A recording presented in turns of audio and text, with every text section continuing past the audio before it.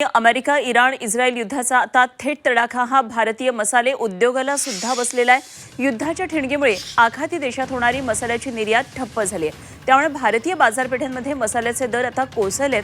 दुसरीकडे पॅकिंगसाठी लागणारं प्लास्टिक मिळेनासं झालंय, त्यामुळे उत्पादन खर्च सुद्धा वाढत चाललाय आणि या दुहेरी संकटामुळे मसाला व्यावसायिक आता अडचणीत सापडलेले आहेत।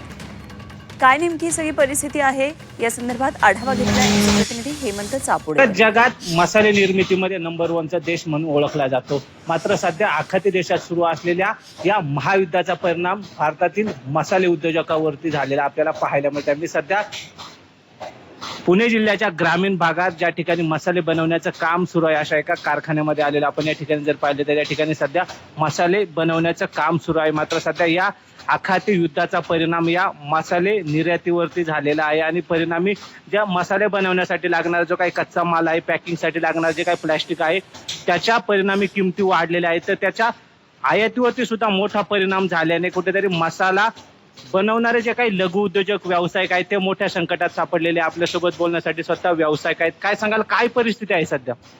नमस्ते। नक्कीच ह्या युद्धाचा परिणाम मसाला व्यवसायावरती खूप मोठ्या प्रमाणावरती झाला आहे।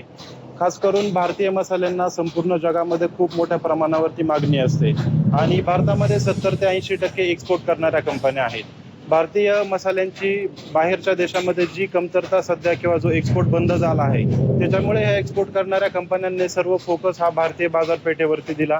त्यांची सर्व विक्री भारतीय बाजारपेठेमध्ये होत आहे। याचा परिणाम हा आमच्यासारख्या लघु उद्योजकांवरती होतो। परिणामी आम्हाला आमचा योग्य माल कमी किमतीला विकून थोड्या दिवसांसाठी सर्वाइव्ह करावं लागत आहे। त्या प्रमाणात मसाल्यांची आवक वाढल्याने त्याच्या जे काही आहे त्याचा उठावावरती परिणाम झालेल्या परिणामी सध्या किमती गडगडल्याने मसाले उत्पादक जे काही व्यावसायिक आहेत त्यांना या महायुद्धाचा मोठा फटका सहन करावा लागत आहे। हेमंत चापुडे, झी मीडिया, शिरूर, पुणे।